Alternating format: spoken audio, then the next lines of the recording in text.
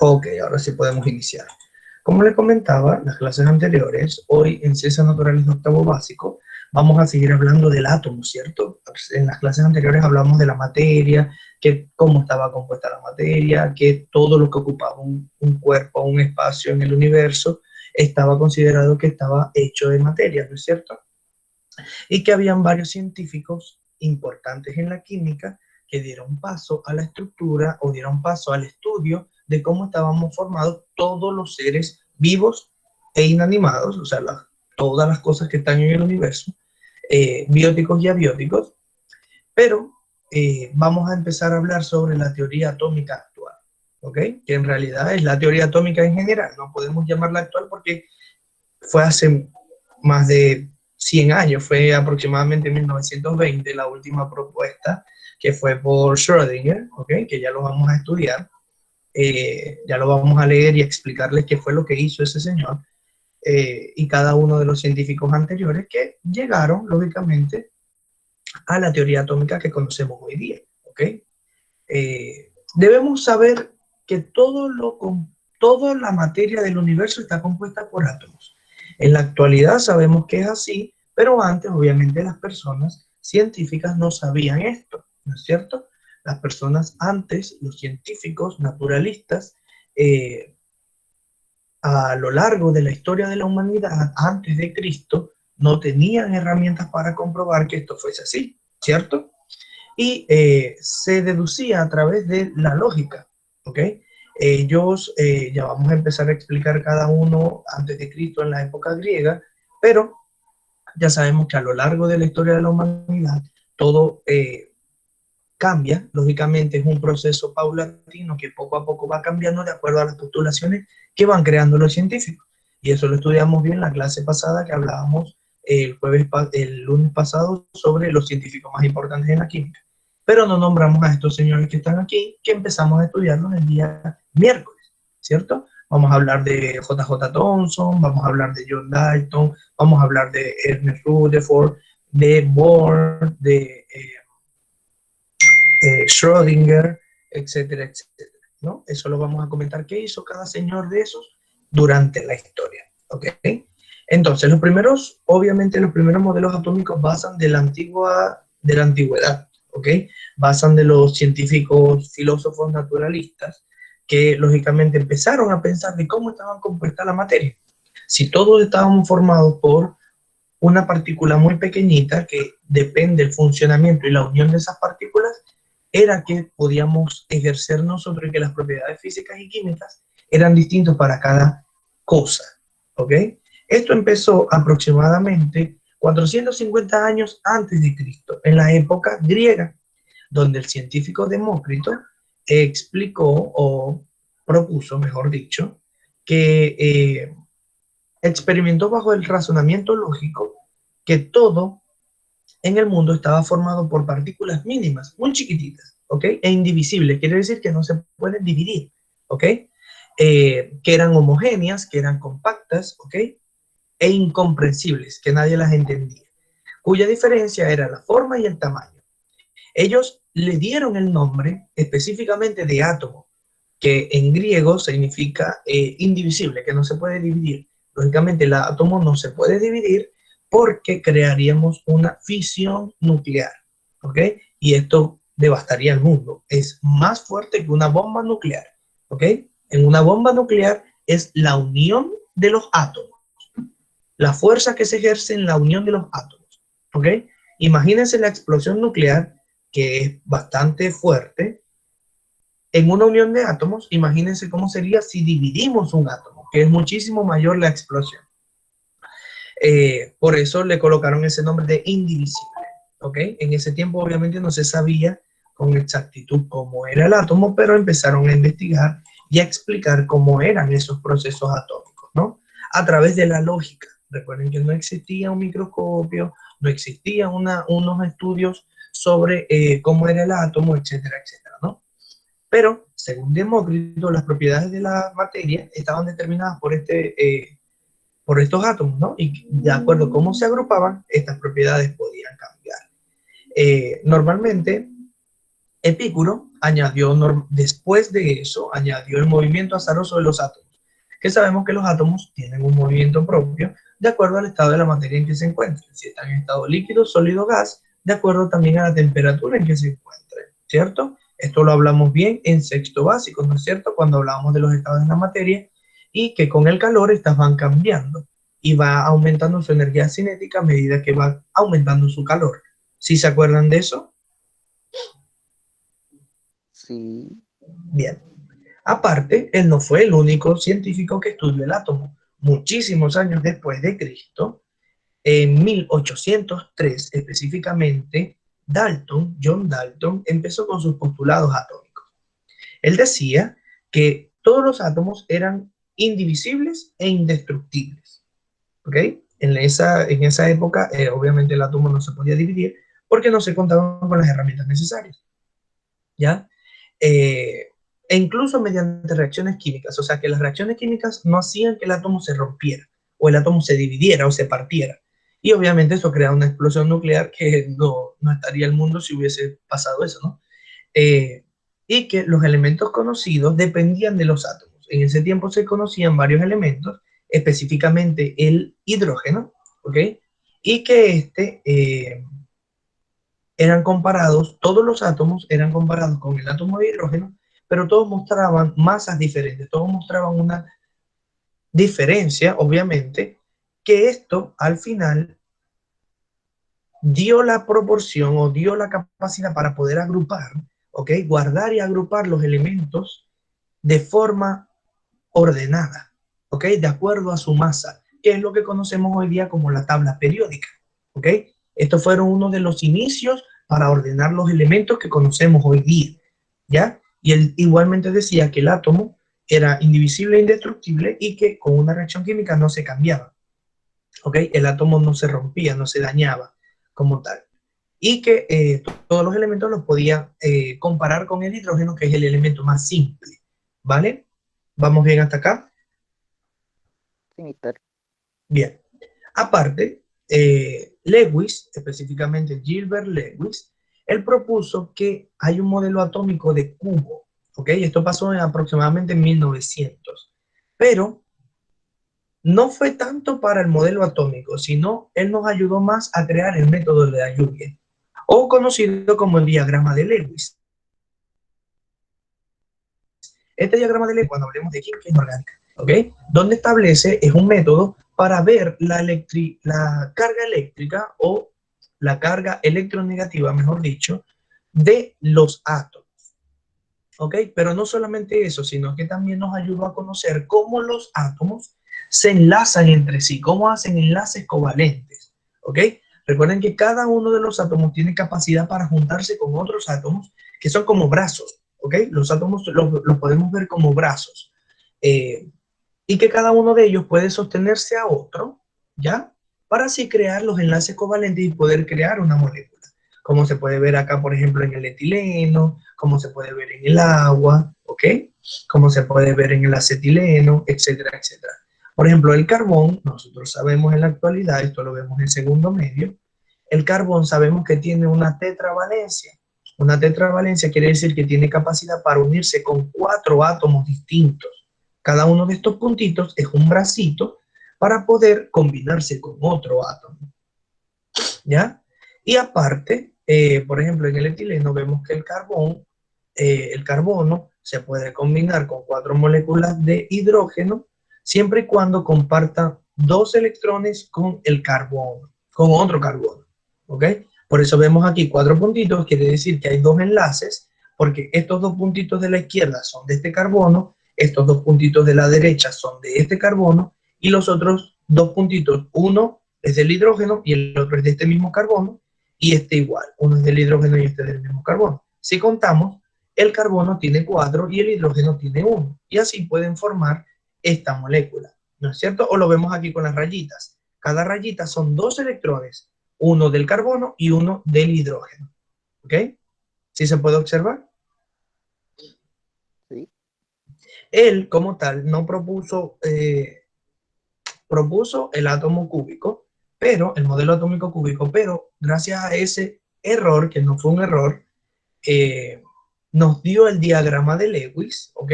Y así nos pudo ayudar a comprender cómo son las uniones covalentes de los átomos, ¿ok? ¿Sí me están entendiendo? Sí, mister. ¿Seguro? ¿Y los demás? No los escucho.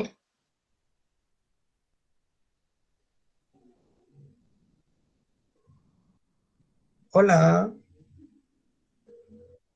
Sí, mister. Bien. Aparte, empezamos con 1904, donde empieza el cambio atómico como tal, porque ya sabíamos que estaba estructurado con enlaces, ya sabíamos que era indivisible, ya sabíamos anteriormente que era una partícula, pero J.J. Thomson descubrió el electrón por primera vez en 1897.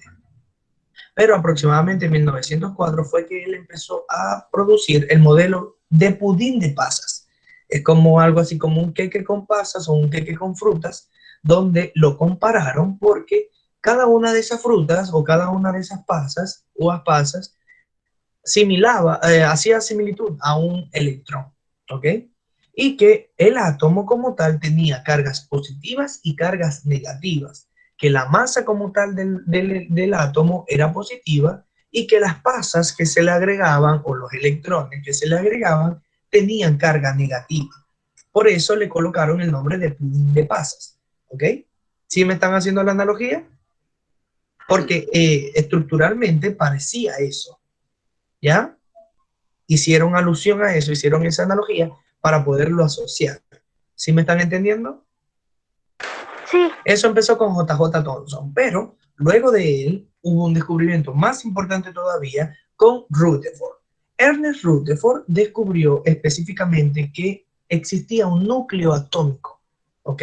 En 1911, él descubrió que el átomo estaba compuesto por electrones, neutrones y protones, que los protones y neutrones, que son carga neutra y carga positiva, formaban un núcleo, ¿ok?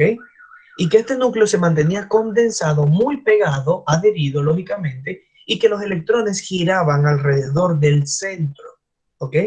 A partir de unos movimientos electromagnéticos, lógicamente, por las cargas positivas y negativas.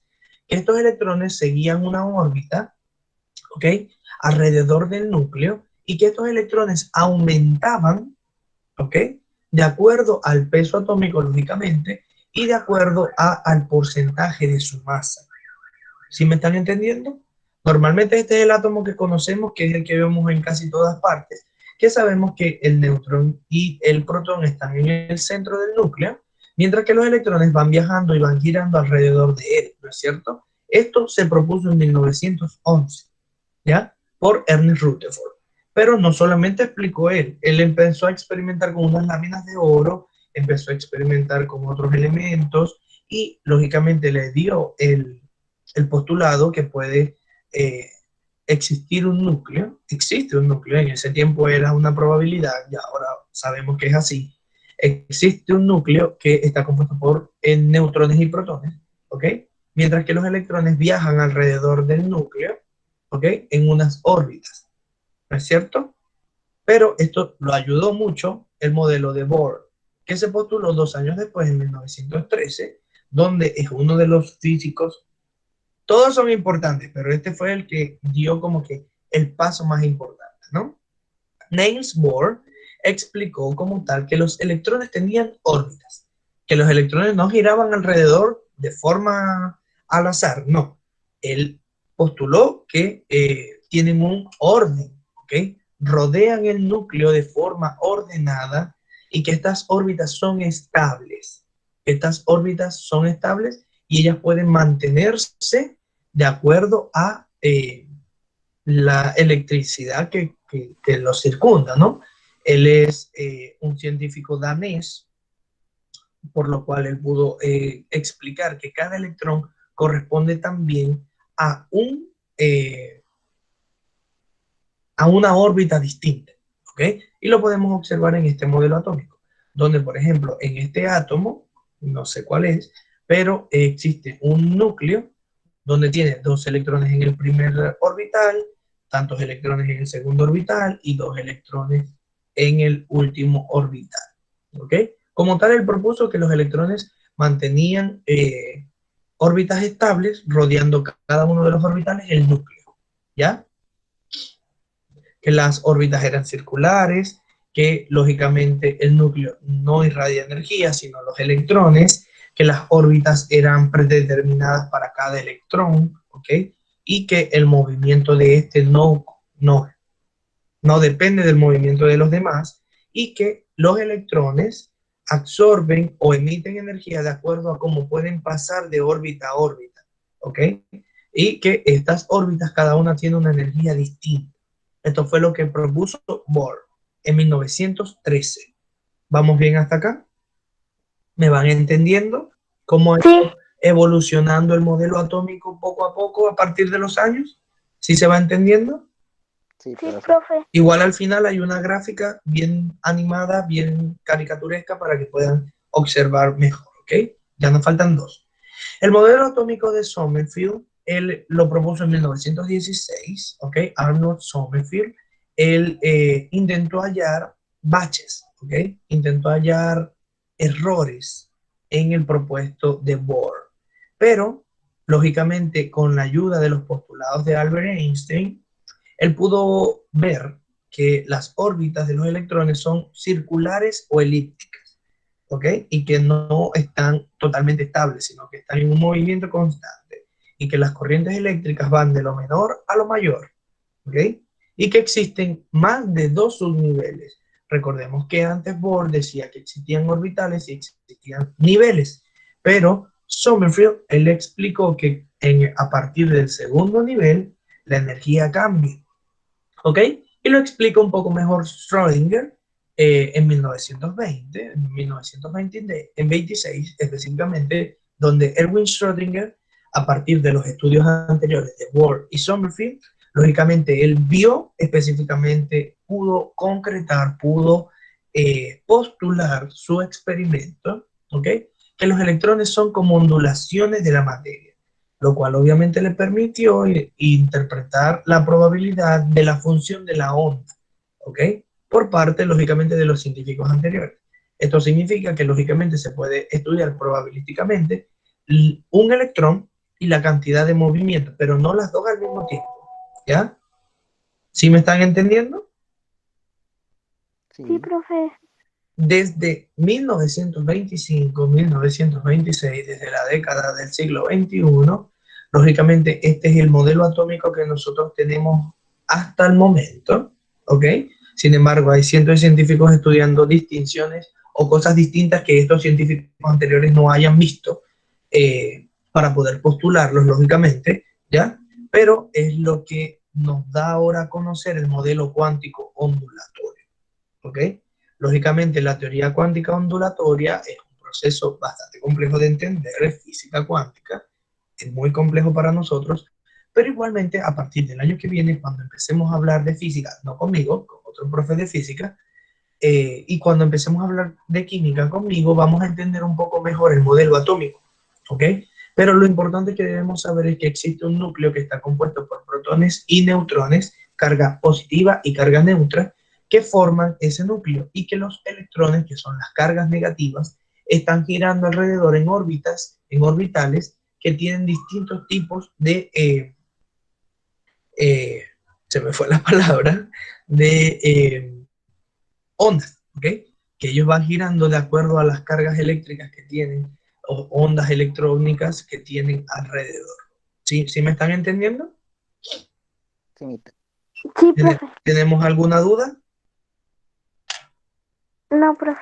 Bien, aparte, acá les dejé un dibujito, ¿ok? Bien animado para que podamos ver cómo ha cambiado el átomo de punto a punto, empezando desde Dalton, sin tomar en cuenta a Demócrito. Recuerden que Demócrito estaba antes de Cristo, pero él fue uno de los primeros que propuso que existían los átomos. De hecho, la palabra viene de él. Lógicamente no lo colocan porque lo colocan desde 1800 hasta la actualidad, ¿ok? Pero aquí podemos observar cómo John Dalton dijo que era una masa indivisible, Thomson dijo que era como un pudín de pasas, Rutherford explicó que existen los electrones en sus orbitales, Bohr dijo que existen órbitas para los electrones, Chadwick, que es lo mismo, o sea, es similar a los postulados de Schrödinger y de Sommerfeld, Él explicó que es una masa, un núcleo específicamente de protones y neutrones, electrones, perdón, neutrones, discúlpenme, protones y neutrones en su núcleo, y aparte el moderno que dice que obviamente este núcleo no está solo, sino que está acompañado de ondas electrónicas de acuerdo al movimiento de los electrones. ¿Sí me entendieron? Sí, profe. Cómo ha pasado el átomo desde lo más simple que se creía hasta la actualidad, que lógicamente ya está comprobado desde 1926, que es así en el siglo XXI. ¿Ya? Ya. Bien. Aparte, sabemos entonces que, recuerden que no vamos a tener actividad como tal, no tenemos una tarea que entregar el día de hoy, pero igualmente para las próximas clases vamos a tener esta clase como referencia. ¿Tenemos alguna duda para publicarle la clase el día de hoy? No, ninguna. Además, Ninguna duda. bien, les acabo de crear la tareita. Déjenme anotar aquí el nombre de la clase para poder guardar el video.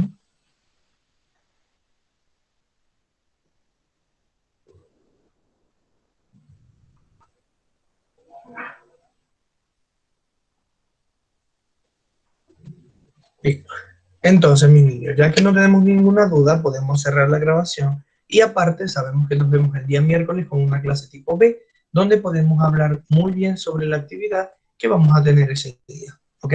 Ya recuerden que nos vemos los últimos 15 a 20 minutos, que son aproximadamente a las 9 y tanto. ¿Ok? El día miércoles a las 9 y tanto de la mañana con la clase 44. ¿Vale? Ya. Ahora, no había leído los comentarios. A ver, sí, todos dicen sí, sí, ok, sí. Bien.